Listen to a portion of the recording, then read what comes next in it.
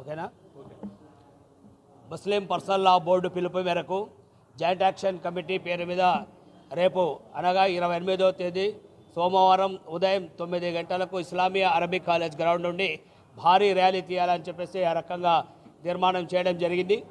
ఈ ర్యాలీ ఉద్దేశం సంబంధించి వక్ఫ్ బోర్డు నల్ల చట్టాన్ని కేంద్ర ప్రభుత్వం తీసుకువచ్చింది.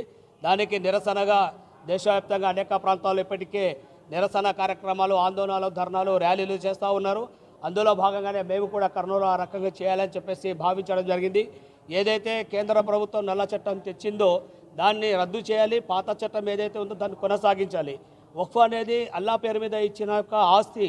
ఆ ఆస్తిలో ప్రభుత్వ రంగం సంబంధించి రాజకీయంగా సంబంధించి జోక్యం చేసుకోవాల్సిన అవసరం లేదని చెప్పేసి రాజ్యాంగం స్పష్టంగా ఉన్నప్పటికీ రాజ్యాంగాన్ని తూట్లు పొడిచి ప్రజాస్వామ్యాన్ని కూని చూసి ఆ రకంగా ఈరోజు కేంద్రంలో ఉన్న నరేంద్ర మోడీ గారి నాయకత్వంలోని ప్రభుత్వం తమ యొక్క మందబలాన్ని ఉపయోగించుకొని ఆ రకంగా బిల్లు పాస్ చేసుకోవడం జరిగింది. ఈ బిల్లు వెనక్కు తీసుకునేంత వరకు మేము శాంతియుతంగా అనేక రకాల ఆందోళన రూపాలను ఆ రకంగా చేయాల్సి వస్తుంది.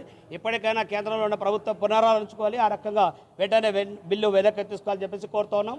అదేవిధంగా మన రాష్ట్రంలో ఉన్న టీడీపీ కూటమి ప్రభుత్వం మైనార్టీల వెంట ఉంటామని చెప్పేసి ఆ రకంగా చెప్పిన ప్రభుత్వం ఈరోజు మైనార్టీలకు ఆ రకంగా వ్యతిరేకంగా బిల్లుకు సపోర్ట్ చేయడం కోసం పార్లమెంట్లో మద్దతు తెలియజేసింది.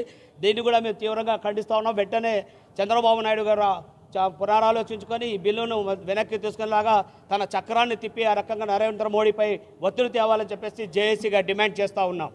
నా పేరు మొహమ్మద్ షరీఫ్.